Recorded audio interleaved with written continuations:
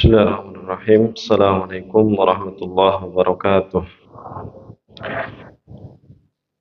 Alhamdulillahi rabbil alamin. Wassalatu wassalamu ala asrafil anbiya wal mursalin wa ala alihi wa sahbihi wa man tabi'ahum bi ihsan yaumiddin. Summa ba'd. Masyiral muslimin wal muslimat jamaah rahimani wa rahimakumullah. Alhamdulillah, marilah senantiasa kita memuji Allah Subhanahu wa taala dengan segala pujian kesempurnaan, sempurna namanya, sifatnya, zatnya, dan juga perbuatan Allah Subhanahu wa ta'ala. Salawat dan salam marilah senantiasa kita curahkan kepada suri tauladan kita Nabi besar Muhammad sallallahu alaihi wasallam, untuk keluarganya, para sahabatnya, dan juga untuk orang-orang yang mengikuti beliau dengan baik sampai hari kiamat nanti. Jamaah rahimani wa rahimakumullah.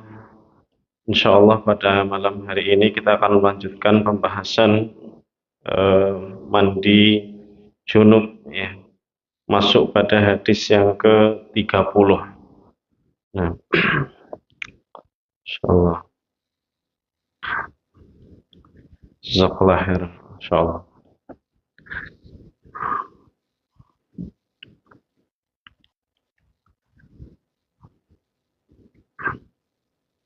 Setelah sebelumnya kita bacakan hadis yang ke-29, hadis dari Aisyah radhiyallahu anha. Yang hadisnya disebutkan mujmal, ya, secara umum. Dan insyaallah ini lebih rinci lagi, ya, mubayyan apa yang sebelumnya disebutkan umum di hadis Aisyah radhiyallahu anha. Di hadis berikut ini akan ada tambahan, ya, penjelasan-penjelasan yang tidak saling bertentangan, tapi memberikan faidah yang baru dalam tata cara mandi junub. Beliau mu'alif rahimahullah ta'ala mengatakan al-hadithu al-thalathun, hadis yang ke-30. An Maimunah binti Harithi radhiyallahu anha zaujin Nabi sallallahu alaihi wasallam.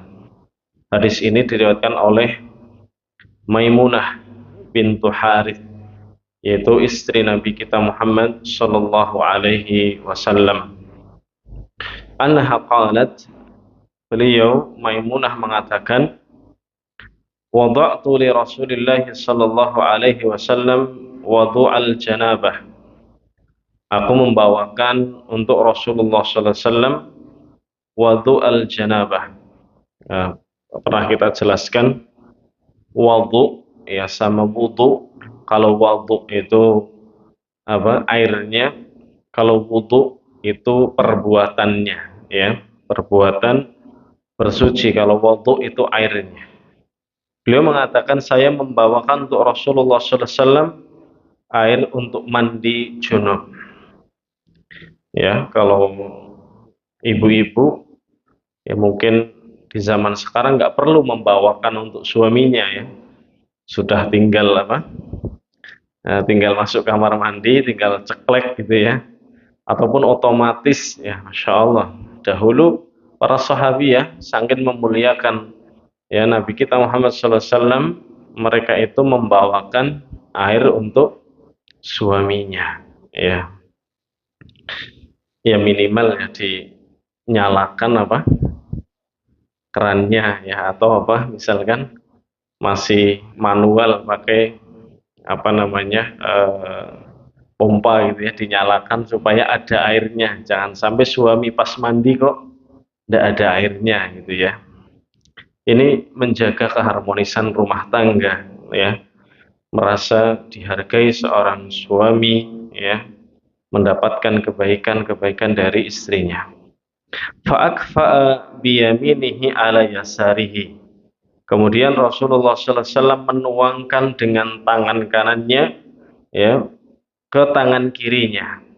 Ya, dituangkan dari bejana, dari tangan kanan ke tangan kiri. Marrataini au thalathan, 2 kali atau 3 kali. Ya. Di sini disebutkan 2 atau 3. Summa khassala farjahu. setelah beliau sallallahu alaihi wasallam mencuci tangannya, kemudian beliau mencuci kemaluannya. Hadis Aisyah kemarin ada atau tidak? Tidak disebutkan, ya. Tidak disebutkan beliau mencuci kemaluannya, tapi langsung wudhu.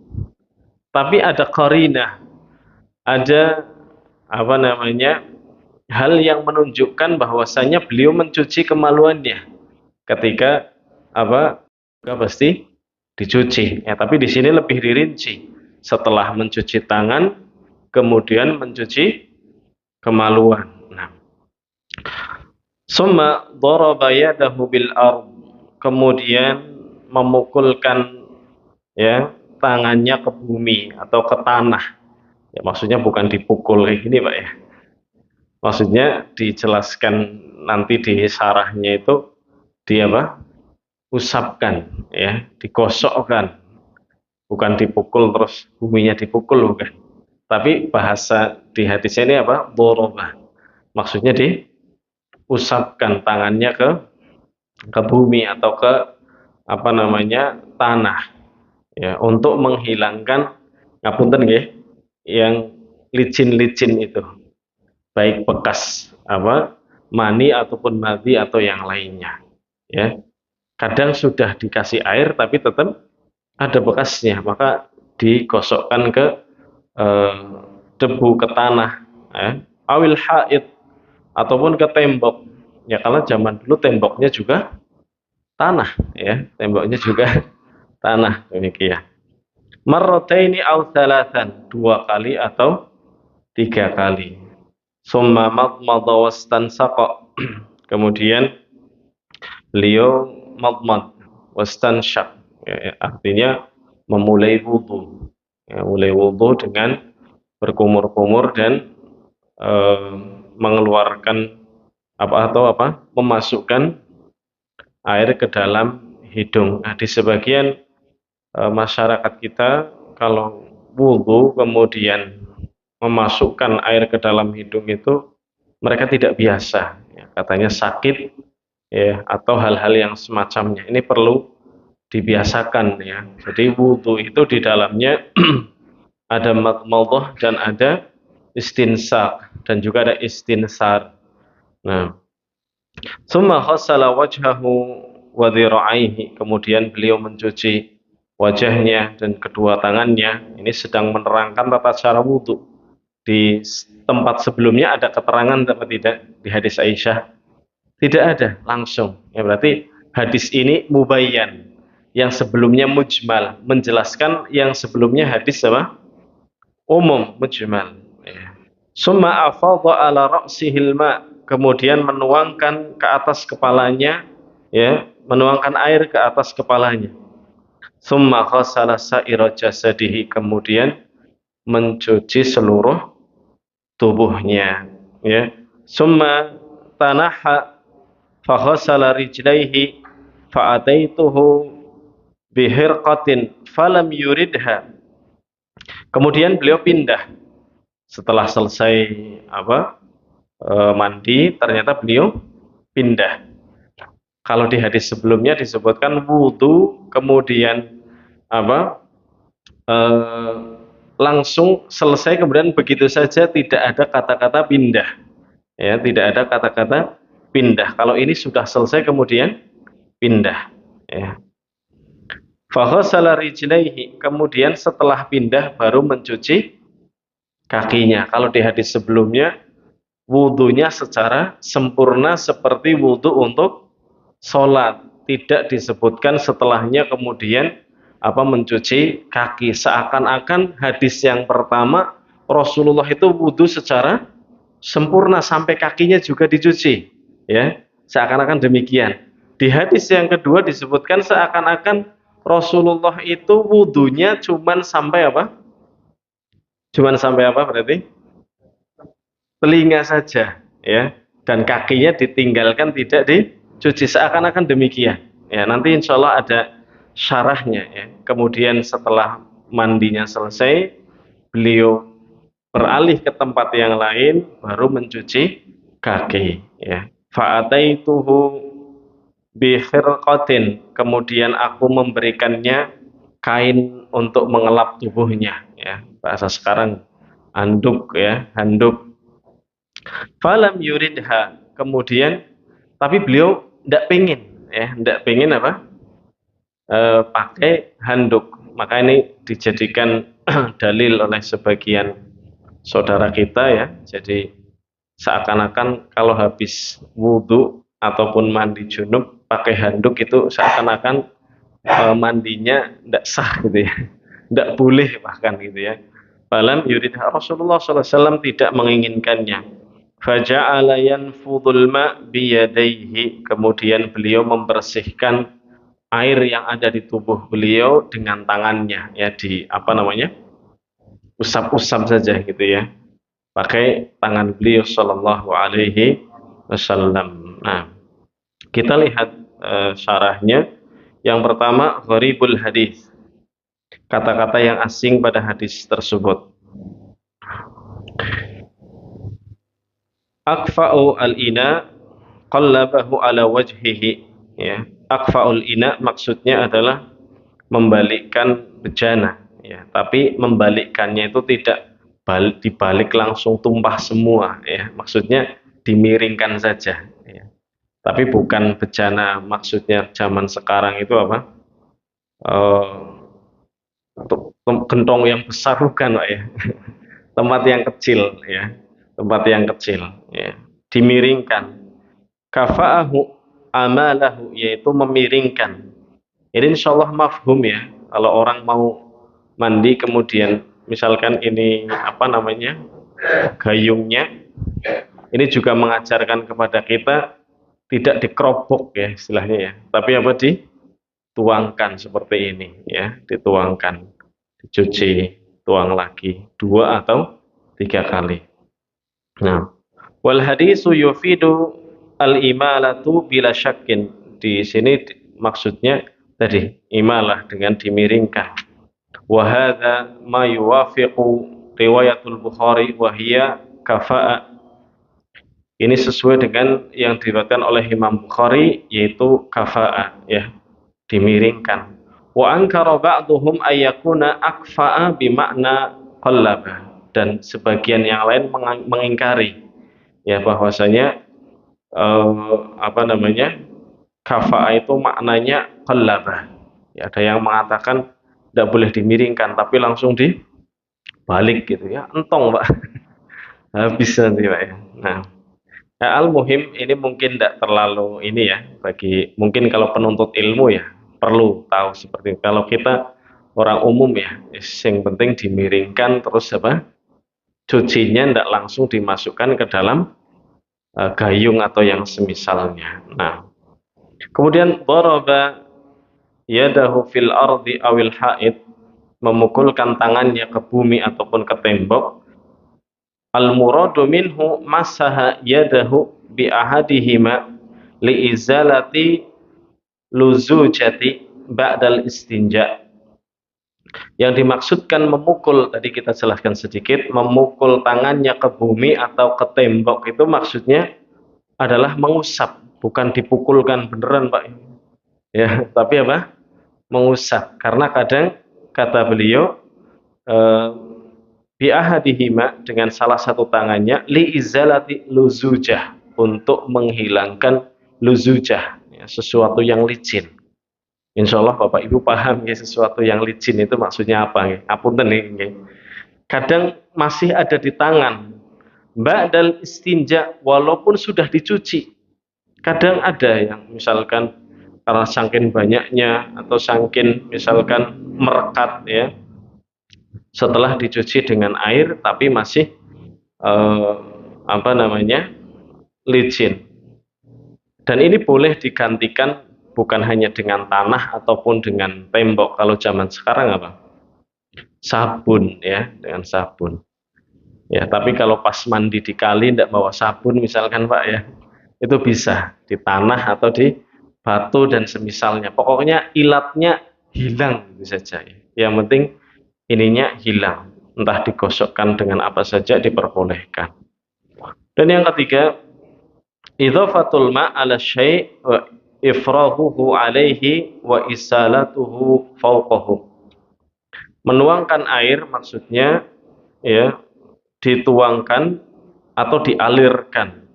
Jadi kadang ada orang yang eh, membahas hal-hal yang sebenarnya tidak perlu dibahas. Contohnya, kalau mengalir, Pak, itu otomatis dari rambut kemana?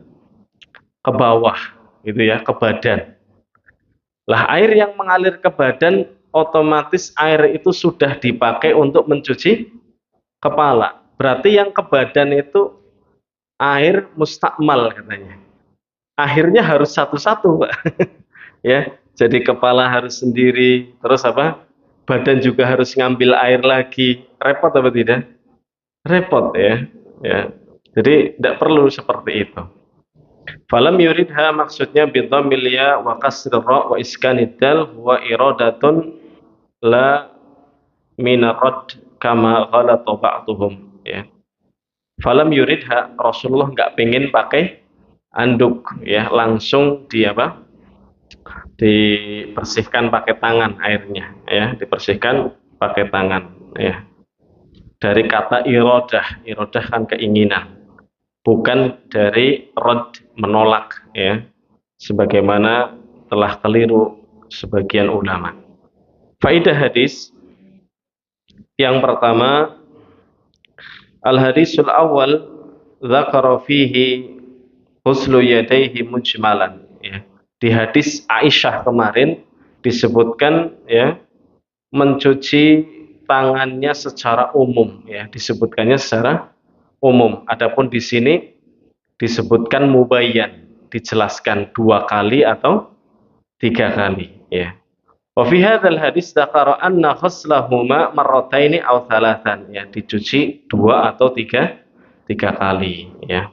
Dan faedah yang kedua, di dalam hadis ini annahu ba'da huslil yadaini huslu farjahu summa masaha yadaihi bil ardi marrataini aw thalathan. Setelah mencuci kedua tangan, di sini disebutkan langsung mencuci kemaluan ya.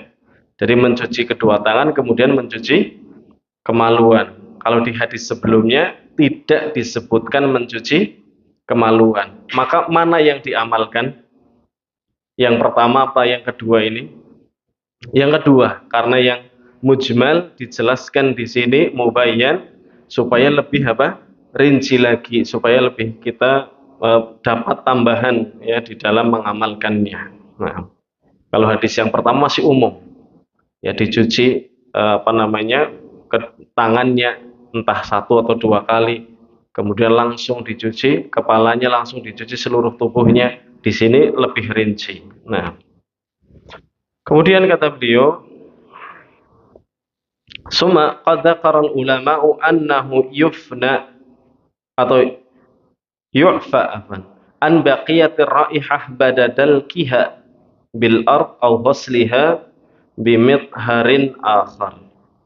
Sebagian ulama menyebutkan seandainya bekas yang sudah kita gosokkan ke tembok atau ke lantai atau misalkan pakai sabun tapi ternyata baunya masih ada, itu tidak mengapa ya, karena ngapunten nggih, mani ataupun yang semisalnya itu dia berbau ya, seperti apa Pak pandan ya, atau yang semisalnya.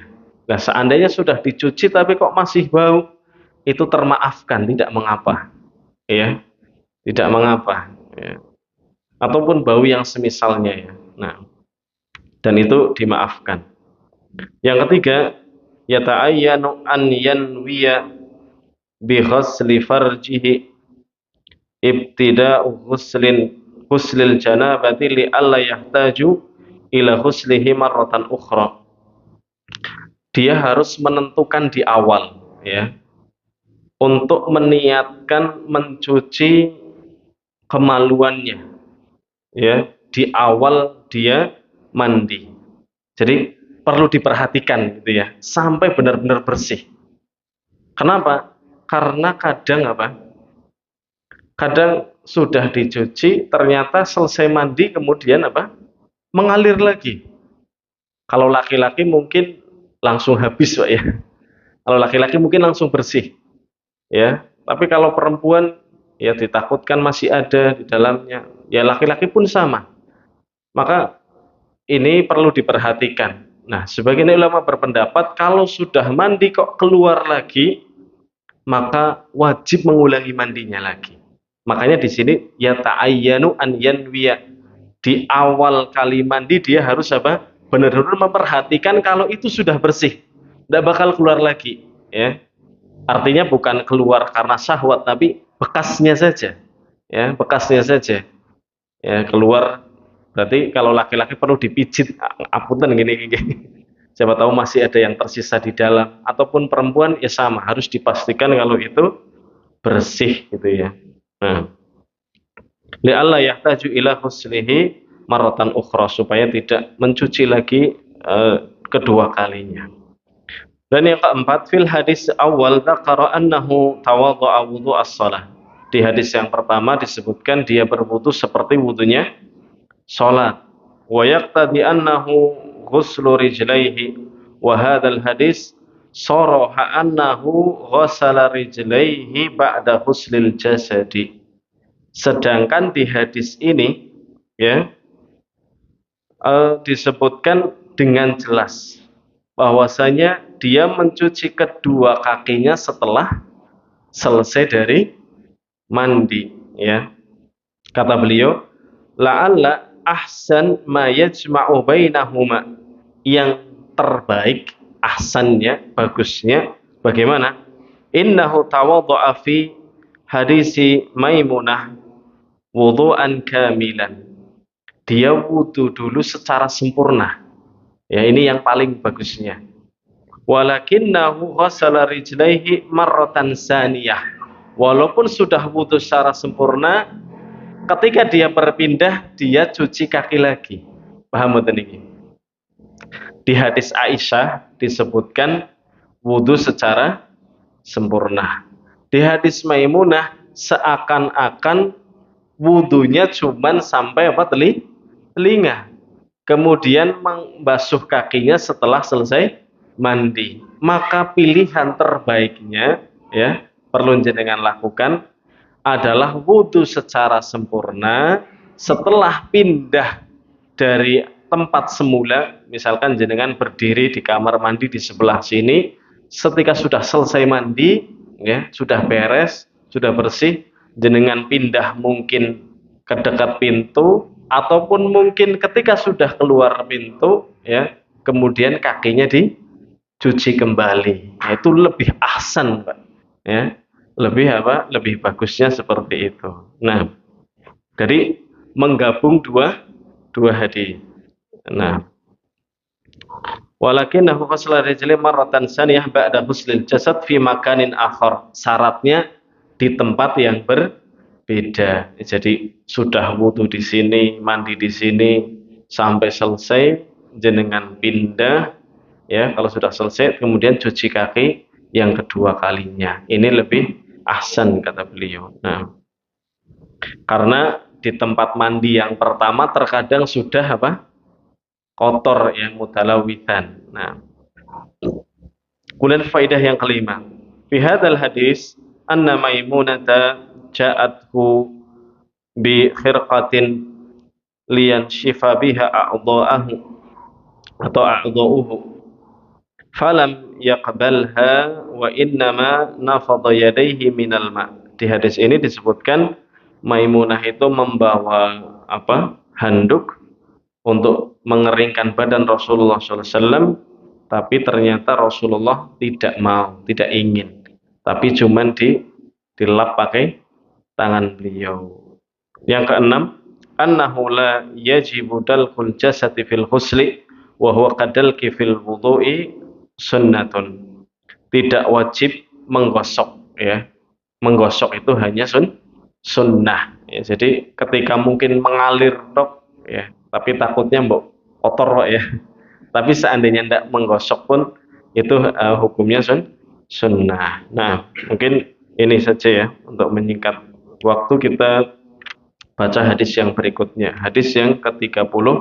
satu. Nah, An Abdullah ibni Umar anna Umar bin Al-Khattab radhiyallahu anhu qala ya Rasulullah ayarqudu ahaduna wa huwa junubun.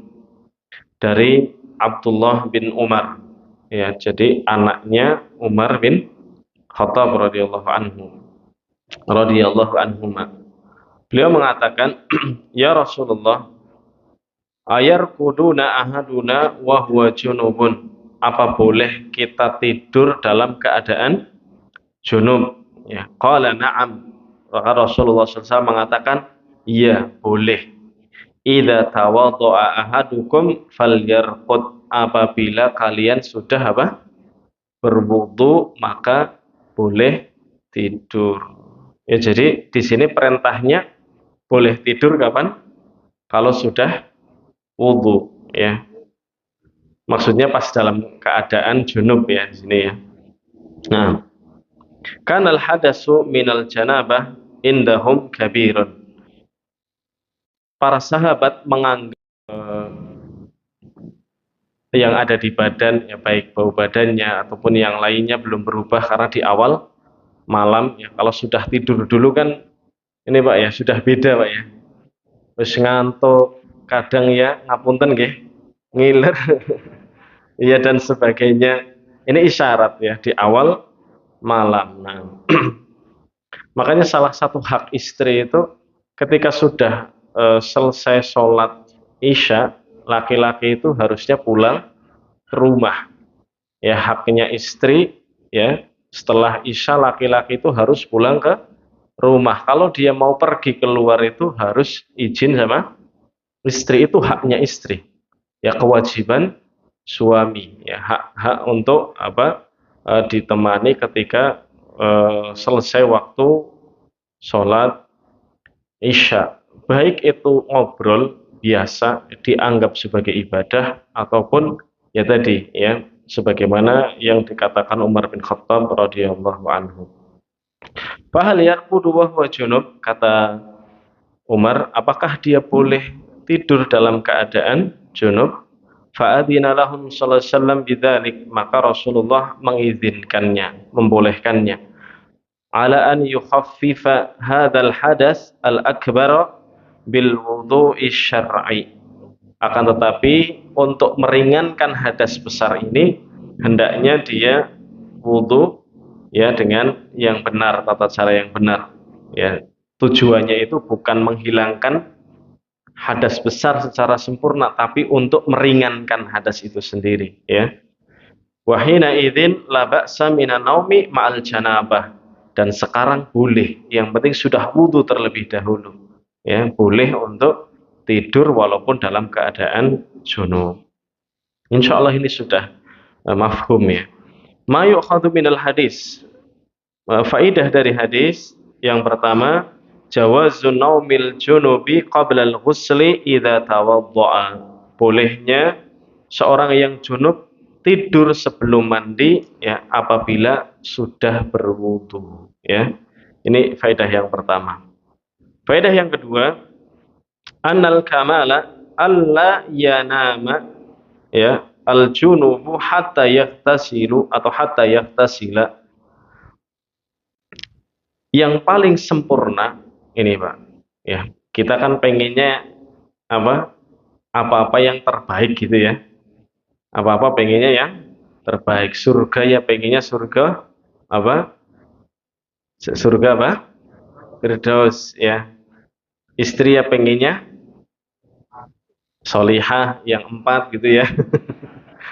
Pokoknya pengennya serba yang paling bagus gitu, ya, paling mantap, ya. Maka bukan hanya itu saja, ya, kesehariannya pun diusahakan demikian. Yang paling sempurna tidaklah dia tidur, ya, seorang yang junub itu sampai dia mandi. Jadi yang suka malas-malas mandi itu diingatkan suami istri, ya, sebelum tidur apa? Mandi. Nah, idlam yaghtasil. Oh, bukan, ya. Li'anal iktifa'u bil wudu rukhsatun, karena mencukupkan dengan wudu itu keringanan saja, ya, rukhsah dari Allah Subhanahu wa taala, dari syariat yang mulia ini. Jadi yang sempurna ya apa? Mandi. Nah, kalau kita senangnya yang ngambil yang rusuh-rusuh gitu ya, harusnya mandi gitu ya, mandi. Nah, yang ketiga, masyru'iyatul wudu'i qabla naumi lil junubi, disyariatkannya wudu sebelum tidur bagi orang yang junub ya, idlam yaghtasil, apabila belum mandi ya. Masyru'iyah, perhatikan jamaah rahimani wa rahimakumullah, beliau ini sering menggunakan kata masyru', tidak mau mentakyin wajib atau sunnah. Tujuannya apa? Supaya kita itu terdorong untuk melakukannya. Karena kalau sudah ditakyin sunnah, biasanya menyepelekan gitu ya. Kalau dikatakan mustahab mandi apa, iya, itu pasti apa? Menyepelekan. Maka bahasanya beliau itu disyariatkan mandi, ya. Masya Allah, ulama itu paling sayang sama kita, ya. Nabi kita Muhammad SAW, ya, para sahabat dan para ulama itu sayang sekali sama kita, ya, supaya kita bersemangat dalam mengamalkan agama yang mulia ini. Dan yang keempat, karahatu naumil junubi bila huslin wala wudu'in. Di sini baru makruhnya tidur, ya, tidurnya orang yang junub tanpa mandi dan tanpa wudu, artinya dibenci.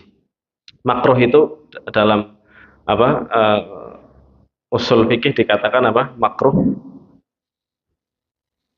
ma yusabu fa'iluhu wala yu'aqibu tarikuhu, ya, atau bagaimana? Ketika dilakukan ma la yu'aqibu fa'iluhu, tidak dihukum orang yang melakukannya, ya, wa yusabu tarikuhu, dan akan diberi pahala orang yang meninggalkannya. Jadi kalau ditinggalkan malah dapat pahala, ya. Tapi kalau dilakukan dosa apa tidak? Tidak dihukum, ya. Tapi kalau ditinggalkan dapat pahala, ya. Milih yang mana, Pak? Dapat pahala, ya. Tapi seringnya ya, yang penting orang dihukum ini gitu ya. Milihnya maning sing enak ya. Ya, harusnya milihnya lebih enak ya ketika dapat pahala. Nah, contohnya apa misalkan? Ya selain ini mandi, minum dalam keadaan berdiri ya. Kalau ada hajat misalkan apa Pak?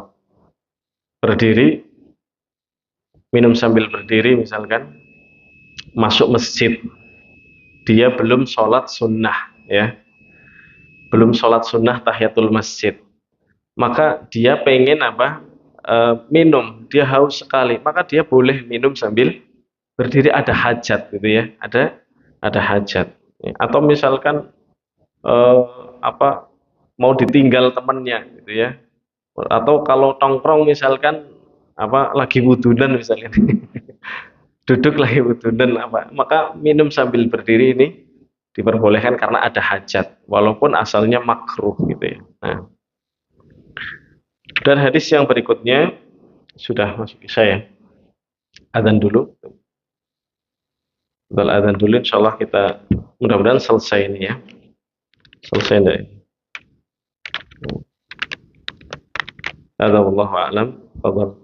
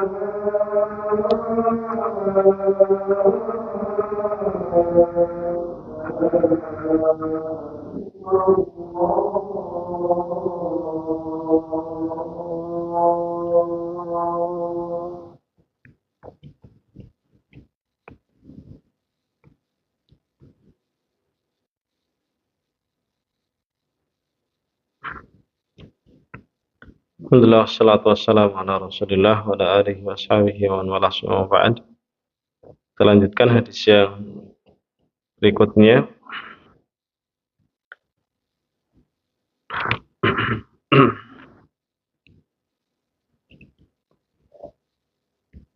Itu hadis yang ke-32 dari Ummu Salamah radhiyallahu anha, zauji Nabi sallallahu alaihi wasallam, istri beliau Nabi kita Muhammad sallallahu alaihi wasallam. Jadi yang kebanyakan meriwayatkan tentang bagaimana mandinya Rasulullah sallallahu alaihi wasallam, ya jelas ya, istri-istri Rasulullah sallallahu alaihi wasallam, ya. Qalat, beliau mengatakan, ja'at Ummu Sulaimin, datanglah Ummu Sulaim imraati Abi Talhah, ya, istrinya Abu Talhah. Jadi kenal ya nama-nama para sahabiyah, nama-nama para sahabat, ya. Ummu Sulaim istrinya Abu Talhah. Ila Rasulullah sallallahu alaihi wasallam, datang kepada Rasulullah sallallahu alaihi wasallam, kemudian beliau mengatakan, wahai Rasulullah, sesungguhnya Allah tidak malu dari menyampaikan kebenaran. Ya, Allah itu tidak malu menyampaikan kebenaran. Hal alal mar'ati min huslin idza hiya ihtamalat, apakah wanita itu wajib mandi ya, kalau dia bermimpi? Ini pertanyaannya siapa? Ummu Sulaim, istrinya Abu Talhah. Faqala Rasulullah sallallahu alaihi wasallam, "Na'am, iya." Rasulullah sallallahu alaihi wasallam mengatakan iya. Idza hiya ra'atil ma', apabila ya perempuan tersebut melihat air. Ya, air di sini maksudnya air mani, ya. Makna secara ijmal, datanglah Ummu Sulaim al-Ansariyah, berarti dari kalangan Ansar, kepada Nabi kita Muhammad SAW untuk bertanya kepada beliau. Litas'alahu. Walamma kana su'aluha mimma yata'alaku bil furuj, tatkala pertanyaannya itu yang berkaitan dengan kemaluan. Namanya saja apa? Kemaluan. Ya, berarti pasti tanyanya ya malu gitu ya. Wahia mimma yustahya min dzikrihi adatan. Maka secara kebiasaan ya, bertanya tentang menyebutkan tentang hal tersebut ya pasti malu ya. Qadamat baina yaday su'aliha tamhidan. Maka beliau Ummu Sulaim memberikan mukodimah ya, memberikan apa?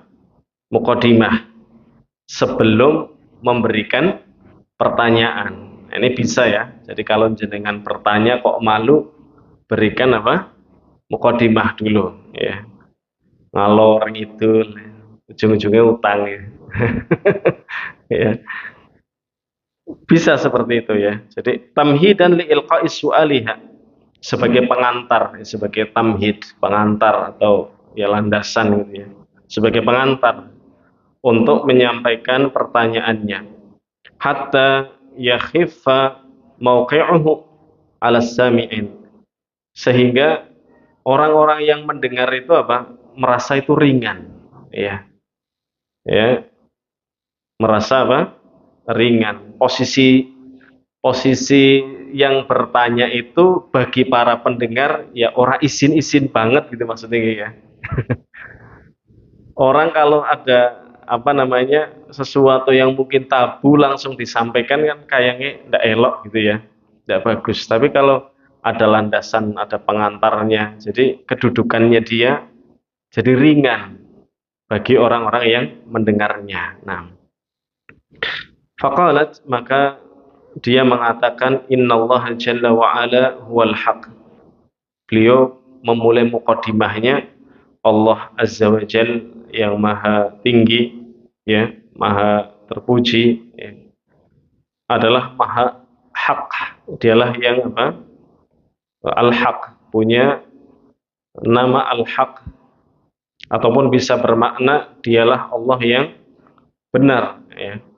La yamtani'u min dzikril haqqi alladzi yustahya min dzikrihi min ajlil haya madama fi dzikri faidatun. Tidaklah menghalangi Allah Subhanahu wa taala untuk menyebutkan kebenaran ya, walaupun apa, ketika menyebutkannya itu apa, malu, tapi karena itu kebenaran tidak ada penghalang untuk menyebutkannya selama menyebutkannya itu terdapat faidah. Tapi kalau nggak ada faidah, perlu disebutkan apa tidak? Tidak perlu. Nah, misalkan apa, jadi bahan candaan, lawakan ya. Ya, kalau kiai-kiai itu kan biasanya kayak gitu ya, dijadikan terang-terangan gitu ya.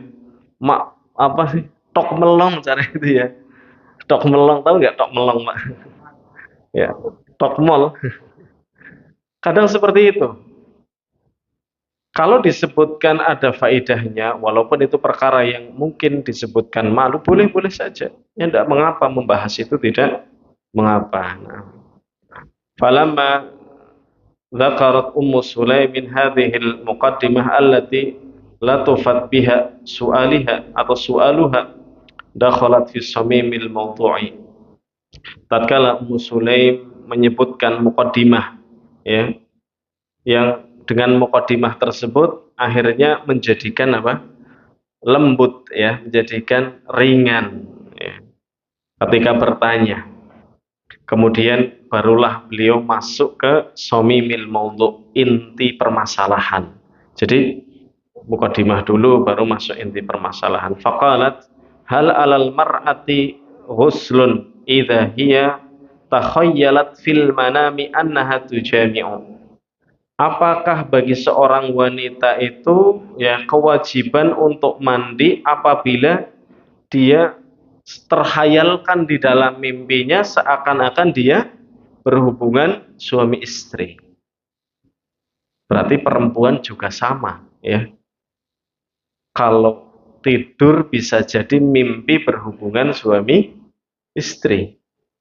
Ya, terhayalkan di dalam mimpinya seakan-akan dia apa? Berhubungan suami istri, tapi jarang perempuan ya. Kalau laki-laki kadang ya karena syahwatnya ya mungkin tidak tersalurkan ya, itu biasanya sering ya biasanya sering apalagi yang belum menikah misalkan ya biasanya sering ini basah ya kecuali yang menjaga pandangannya ya demikian.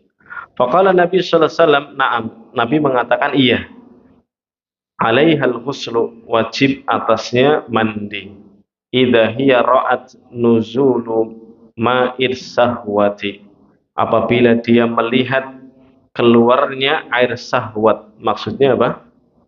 Mani. Nah, ini dalam hadis ini menunjukkan bahwasanya di hadis sebelumnya sebab mandi itu ada berapa, Pak? Di hadis yang sebelumnya. Sebab mandi ada berapa? Mandi besar. Ada berapa sebabnya? Satu atau dua? Dua ya.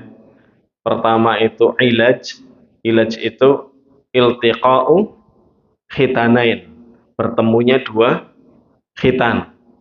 Yang kedua adalah apa? Inzal. Ya. Jadi sebab mandi itu ada dua. Bertemunya dua khitan, walaupun tidak inzal. Kalau saya bahasakan inzal, betul Pak. Inzal itu keluar mani, ngapunten iki nggih. Walaupun tidak keluar mani, tapi kalau bertemu, ya bertemu ini maksudnya ya pedang masuk sarungnya gitu ya, atau timba masuk sumur gitu ya. Sebagian atau seluruhnya, tapi ternyata tidak keluar apa-apa, dia tetap wajib mandi. Atau sebab yang kedua, inzal. Dia tidak pedang masuk sarung, tapi dia apa? Inzal. Maninya keluar dengan sebab apapun. Baik tadi mimpi, atau misalkan saking syahwatnya menggebu-gebu, kemudian tidak sengaja lihat perempuan terus tiba-tiba apa? Keluar, atau dengan cara apapun, maka dia wajib mandi. Ya, jadi dua ini sebabnya ya. Di hadis sebelumnya ilaj sama apa? Inzal ya. Jadi dua-duanya ini menyebabkan seorang mandi. Nah, kemudian faidah hadis, anal mar'ata 'alaihal ghuslu hina tahtalimu. Seorang wanita wajib mandi apabila mimpi basah ya. Berarti perempuan juga mengalami apa? Mimpi ya. Idza unzilat wara'atil ma, apabila dia apa? Melihat air ya. Kalau air ngapunten nggih, kalau airnya laki-laki kan jelas ya. Apa? Putih enggak putih ya Bapak. Seperti susu ya, seperti susu atau yang semacamnya. Kalau perempuan itu encer dan berwarna kuning ya. Tidak seperti laki-laki. Lebih encer dan berwarna kuning. Nah, yang kedua, anal mar'ata tunzilu kama yunzilu rajul. Seorang wanita itu mengalami inzal, keluar mani sebagaimana laki-laki mengalami apa? Keluarnya mani. Wa min dzalika yakunu asyibhu fil waladi kama asyara ila hadza baqiyatul hadis. Oleh karena sebab ini, maka terkadang ada kesamaan ya, baik sama dengan ibunya atau sama dengan bapaknya. Anaknya itu kadang ada kemiripan karena bercampurnya bertemunya dua inzal tadi, dua mani tadi. Entah hidungnya mirip abinya, matanya mirip uminya gitu ya, karena percampuran tadi ya. Dua inzal, dua mani. Nah, Yang ketiga, isbatu sifatil haya'i lillahi jalla wa ala. Ya, adanya penetapan sifat malu bagi Allah Subhanahu wa taala.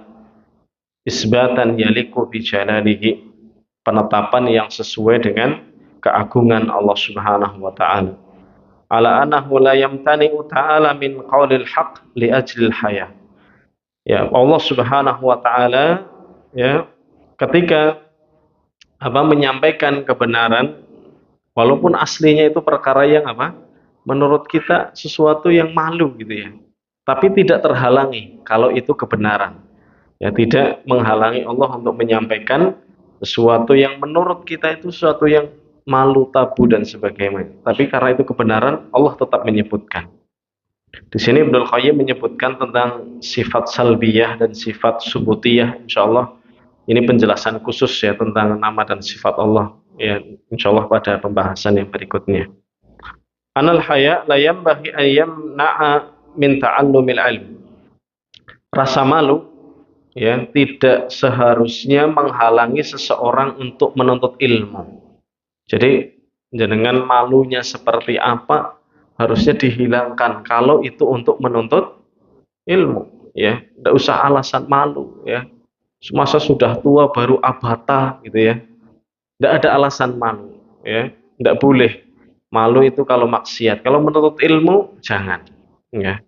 Kata orang-orang malu itu tukang Pak? Tukang bangunan ya, yang suka malu. Yang malu itu tukang bangunan ya. Malu itu tukang bangunan katanya. Tidak usah malu Pak. Tidak apa-apa. Belum bisa ngaji, belajar alif bata dari awal tidak apa-apa ya. Jangan malu. Nah.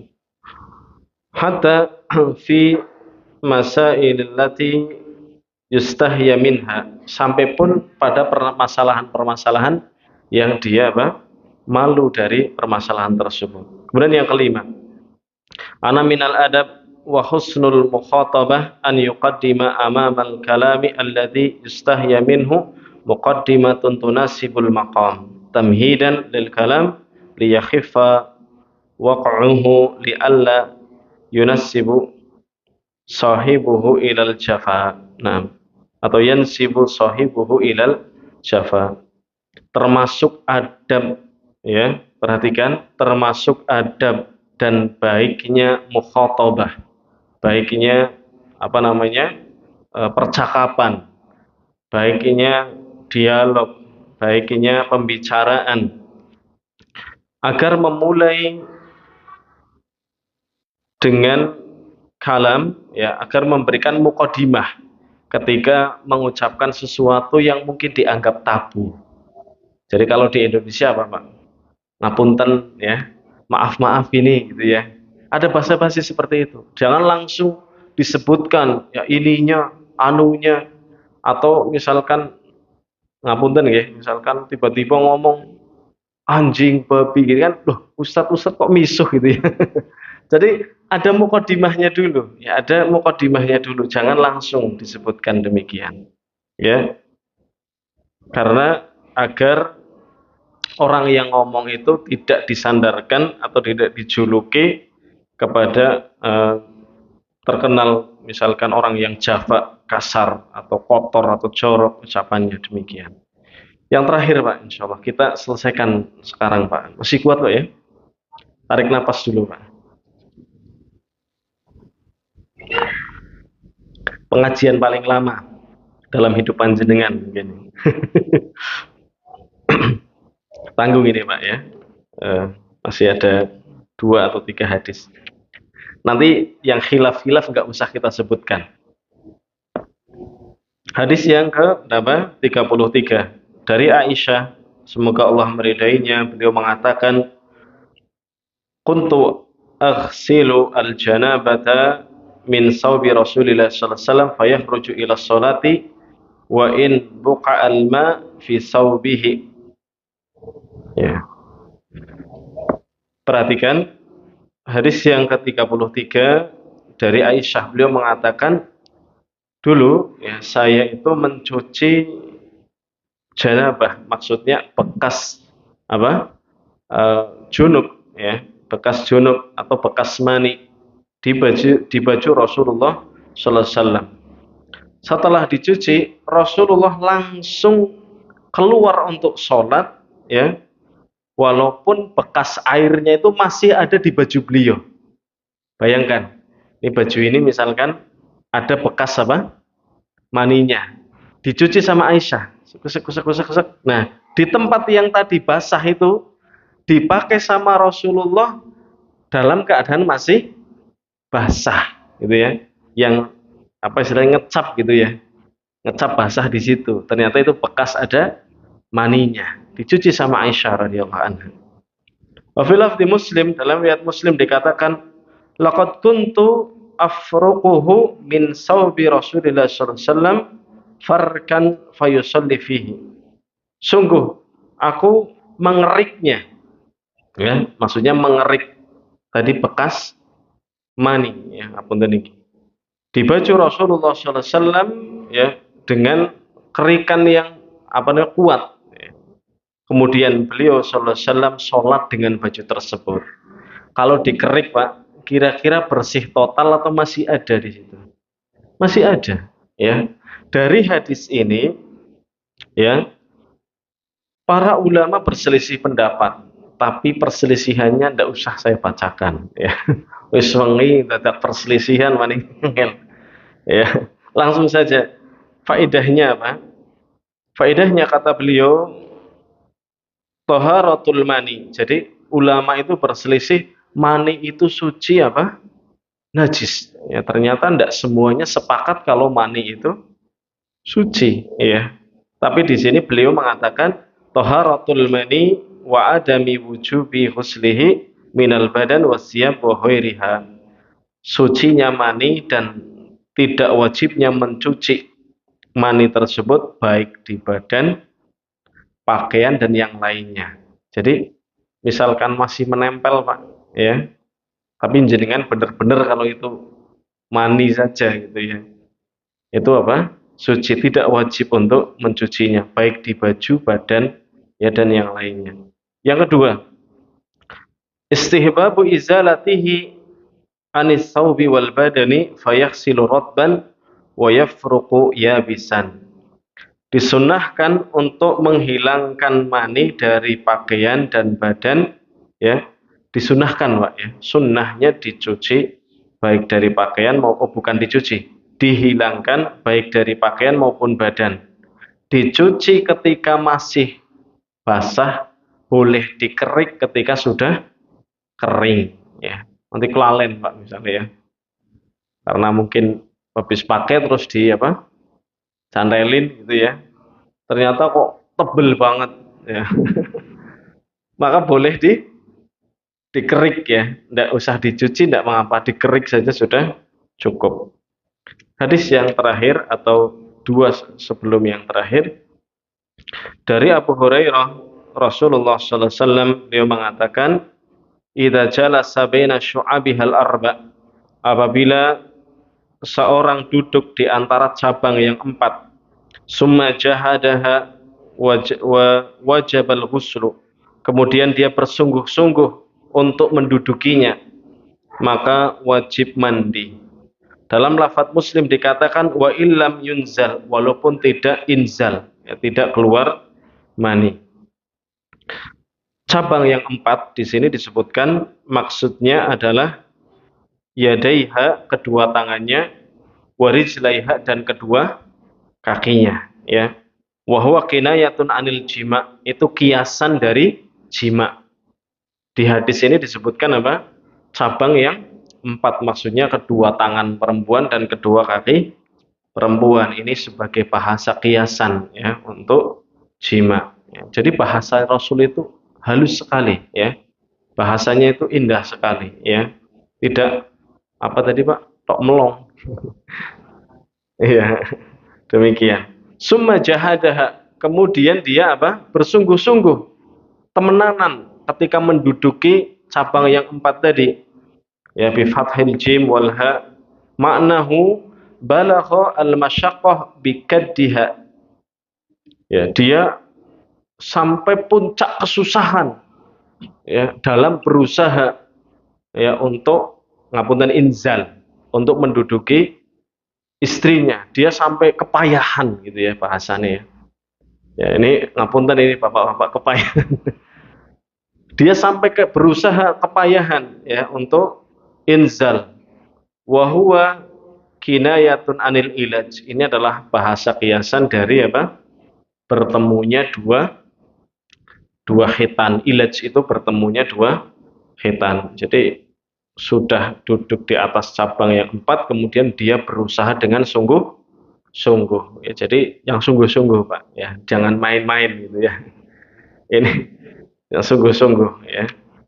Nah, yaqulu Nabi sallallahu alaihi wasallam ma maknahu idza jalasa ar-rajul baina ya syu'abil mar'ati al-arba'i allai hadza al-yadani wa rijlani summa awlaja dzakarahu fi farjil mar'ah faqad wajaba 'alaiha al-ghuslu min al-janabah wa lam yahsul inzalul mani. Ini sudah kita sebutkan tadi ya.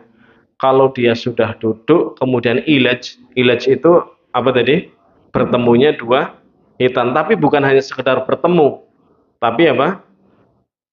Pedang masuk sarung atau timba masuk sumur, baik separuh atau seluruhnya, maka wajib mandi. Kalau cuma di luar saja, maka tidak wajib mandi. Nah, faidah dari hadis wajibnya mandi ketika ya tadi dikatakan apa? Timba masuk sumur walaupun tidak keluar mani. Yang kedua, di dalam hadis ini menghapus hadis Abi Sa'id yang mengatakan innamal ma' minal ma', air hanyalah air itu karena sebab air. Ya maksudnya dalam hadis Abu Sa'id itu dikatakan orang mandi itu kalau apa? Keluar mani. Maka hadis ini menghapus hadis itu. Bahkan tidak perlu keluar mani, yang penting apa? Sudah ilaj dia wajib mandi, sudah masuk dia wajib mandi. Nah, hadis yang terakhir ini Pak. Hadis yang terakhir alhamdulillah selesai Pak ya. Dari Ja'far Muhammad bin Ali bin Husain bin Ali bin Abi Thalib annahu kana huwa wa abuhu inda Jabir bin Abdullah. Jadi ada Abu Ja'far ya, Muhammad bin Ali bin Husain. Jadi siapa ini? Muhammad anaknya Ali, anaknya Husain. Apanya Pak? Kalau kita ngomongnya apa? Cicit ya. Coba cicit ya. Cicitnya siapa? Ali bin Abi Thalib ya. Annahu kana huwa wa abuhu inda Jabir. Dia dan bapaknya sedang bersama Jabir. Ya, di sampingnya ada Jabir bin Abdullah. Semoga Allah meridhai mereka semuanya. Wa indahu qaumun, dan di sisinya ada sekumpulan manusia. Fasa'aluhu anil khusli faqala, kemudian dia bertanya tentang mandi. Kemudian Jabir menjawab, yakfika sa'un, cukup bagimu mandi itu satu sa'. Satu sa' itu berapa Pak? 4 mud ya. Ini Pak. Jadi mandinya kita itu mungkin wah banyak sekali air yang terbuang Pak ya. Sudah berapa apa? Ribu liter yang terbuang Pak.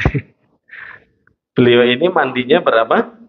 Satu sok atau empat mud ya, 4 mud. Kira-kira cukup enggak Pak?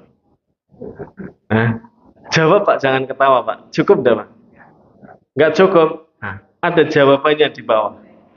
Faqala rajulun ma yakfini. Enggak cukup katanya. Sama seperti jenengan. Enggak cukup.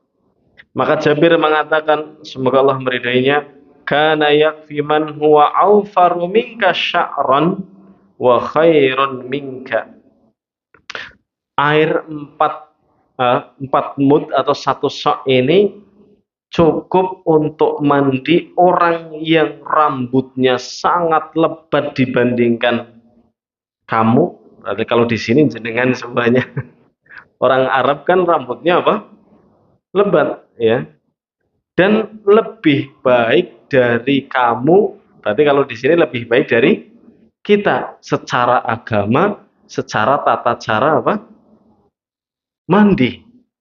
Jadi kalau jenengan ngomong nggak cukup, jawabannya apa? Air ini cukup bagi orang yang rambutnya lebih lebat daripada jenengan dan lebih bagus secara agamanya daripada jenengan. Itu jawabannya seperti itu. Ya jawabannya seperti itu. Ya siapa? Yuridu Rasulullah sallallahu alaihi wasallam. Maksud beliau adalah Rasulullah sallallahu alaihi wasallam. Rasulullah itu rambutnya lebat, jenggotnya lebat gitu kan. Kemudian apa? Orang terbaik dalam melakukan mandi junub, bahkan yang mengajarkan kita itu saja cukup, kok kita yang rambutnya tipis ya, kesolehannya dipertanyakan, merasa tidak cukup ya, aneh ini, aneh kita ini. Summa ammana fi saubin, kemudian Rasulullah SAW mengimami kami dengan memakai pakaian tersebut ya. Dalam lafaz yang lain dikatakan karena Nabi sallallahu alaihi wasallam yufragu al-ma' ala ra'sihi salatan. Rasulullah sallallahu alaihi wasallam menuangkan air di atas kepalanya 3 kali. Laki-laki yang dimaksud tadi, kata beliau musannif rahimahullah taala, laki-laki yang mengatakan tidak cukup untukku, wa huwa Al-Hasanu ibnu Muhammad ibni Ali bin Abi Thalib radhiyallahu anhum, abuhu Muhammad ibni Hanifah. Yang mengatakan tidak cukup itu adalah Hasan bin Muhammad bin Ali bin Abi Thalib ya. Jadi masih apa? keluarga apa namanya? Ahlul Bait ya. Ahlul Bait yang mengatakan demikian. Itu saja ditegur. Ya ibaratnya, Rasulullah saja cukup, kok kamu ndak cukup, rambutnya lebih tebal gitu ya, jenggotnya juga lebih tebal, secara agama juga lebih bagus, tata cara bersucinya juga lebih bagus. Nah, ya, jadi gimana Pak mandinya? Nah, tadi berapa? 4 mud. Kalau kita ya 4 gayung gitu Pak ya. 4 gayung itu 1 gayung untuk cuci-cuci di awal ya, 1 gayungnya untuk apa? Wudhu ya, dan mungkin masih ada sisa untuk menyiram, kemudian pakai sabun ya, 2 gayungnya untuk membersihkan. Iya, belum praktek Pak jenengan, coba praktekkan ya, sunnah Rasulullah Sallallahu Alaihi Wasallam. Nah, ya. Di sini dijelaskan langsung ke lafaz berikutnya ya. Karena faqala Jabir radhiyallahu anhu, kana yakfi man huwa awfaru wa aktsafu minka sya'ran. Air 1 sok itu kata Jabir itu cukup untuk orang yang rambutnya lebih apa?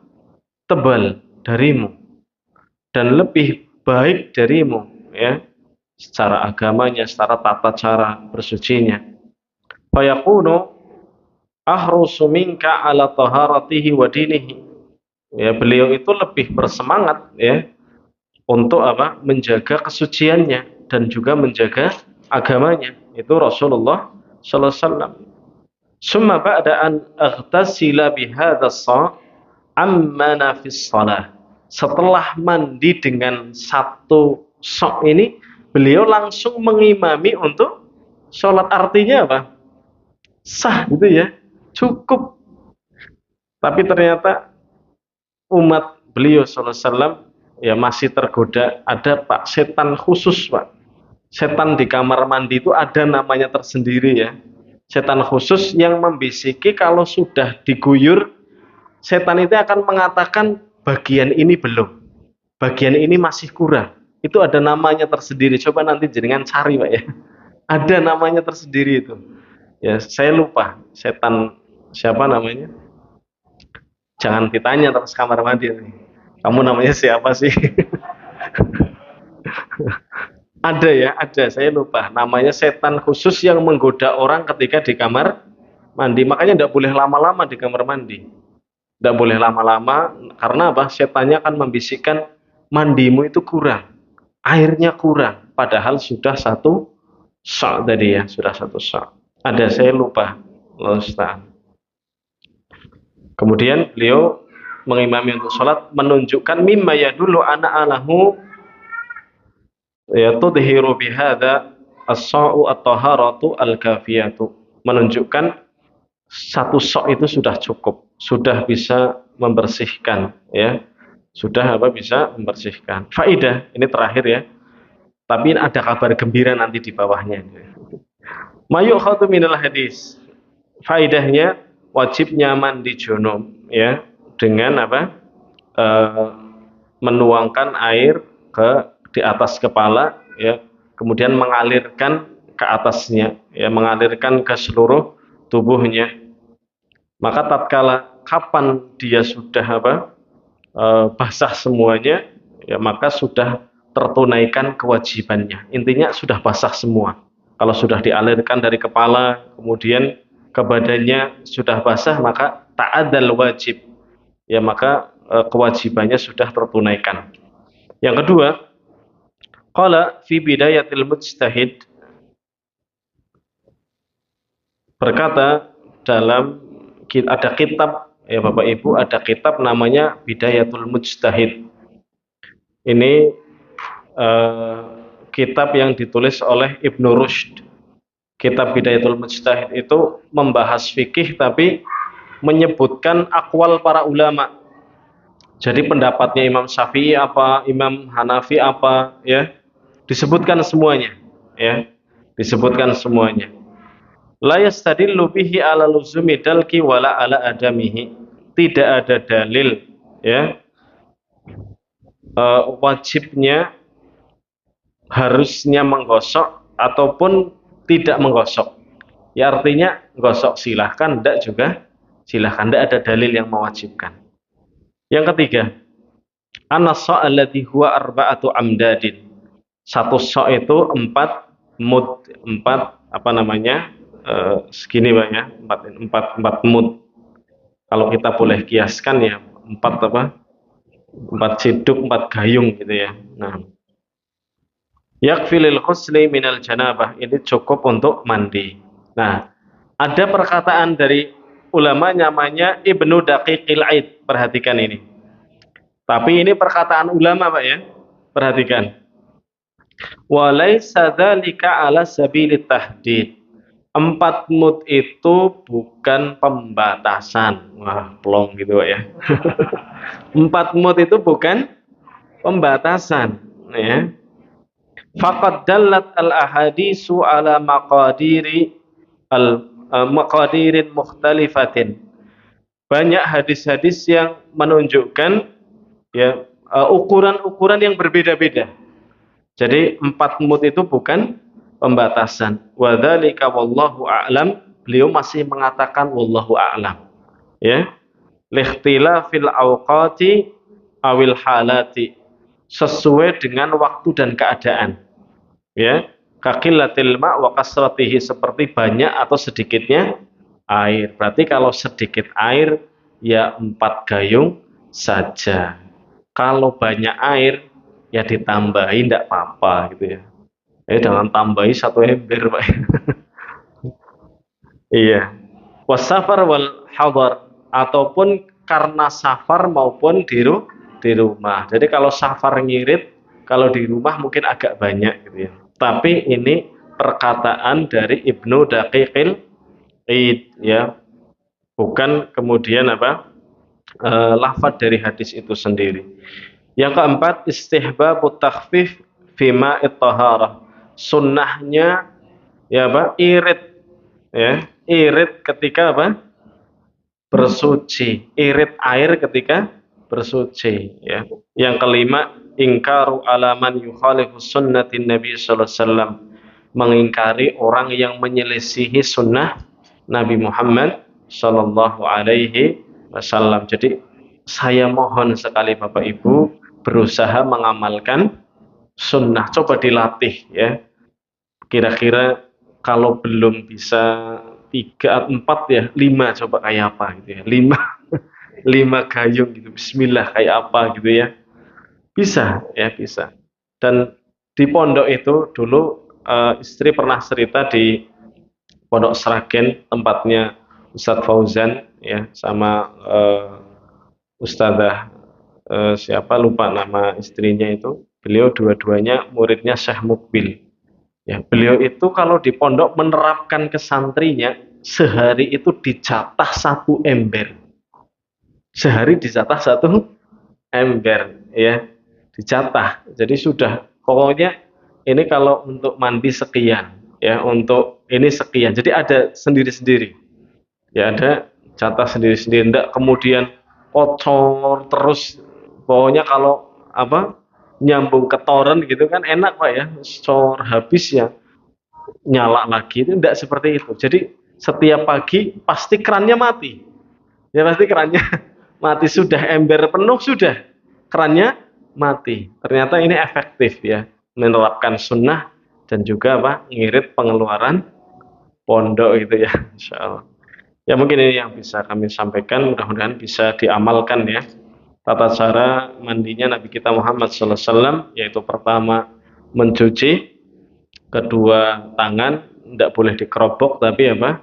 Dituangkan, kalau kita berarti pakai keran, kemudian mencuci kemaluan, harus bersih gitu ya. Jangan sampai nanti ada yang tersisa keluar lagi, kemudian dia menyela-nyela kepala sampai yakin air itu masuk ke dalam kulit, kemudian dia mengguyur kepala sampai berapa? 3 kali. Atau afan sebelumnya setelah mencuci kemaluan, wudhu sempurna seperti wudhu sholat, kemudian menyela-nyela kepala, kemudian menyiram 3 kali, kemudian menyiram seluruh tubuhnya. Setelah selesai pindah tempat menyiram kaki. Ini yang sempurna, Masya Allah ya. Dan sebelum tidur, kalau junub yang sempurnanya apa? Mandi ya. Ketika mandi sesuai sunnah berapa gayung? 4 gayung ya kurang lebih. Mudah-mudahan bisa diamalkan. Subhanakallahumma bihamdika astaghfiruka wa atubu ilaik. Assalamualaikum warahmatullahi wabarakatuh.